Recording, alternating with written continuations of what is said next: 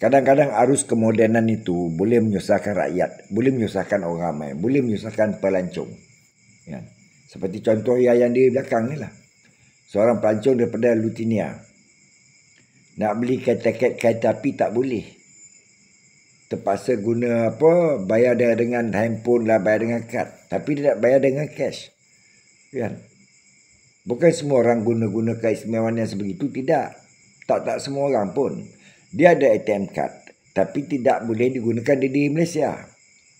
Ya, kadang-kadang benda situ kita kena fikir. Ya. Dia ada bank online dalam handphone, tapi tak boleh digunakan di Malaysia. Ya. Itulah kemodenan kadang-kadang menyusahkan, dan dia tak pakai kredit card. Ya, situ.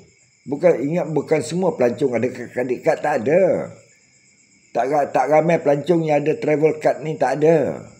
Kan? Macam apa lagi, American Amex, apa lagi, dinner, tak semua ada dah, kan?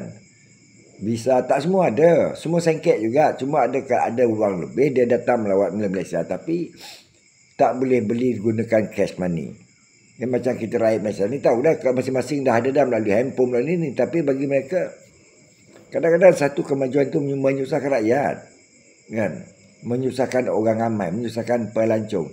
Tidak salah kita mengejar arus kemodenan, tetapi kita sesuaikan dengan keadaan. Kan? Bagi kerajaan, Menteri Keuangan tu tolong perhatikan sikit benda-benda ni. Jangan nak menunjuk hebat Malaysia ni, tetapi kita tak boleh gunakan wang tunai itu seolah menjadi penghinaan kepada wang tunai ringgit Malaysia itu sendiri. Kan? Di Amerika, di England, dan di Eropah masih gunakan duit tunai. Kenapa kita tak gunakan? Mengambil kesempatan daripada pelancong yang datang. Wassalam.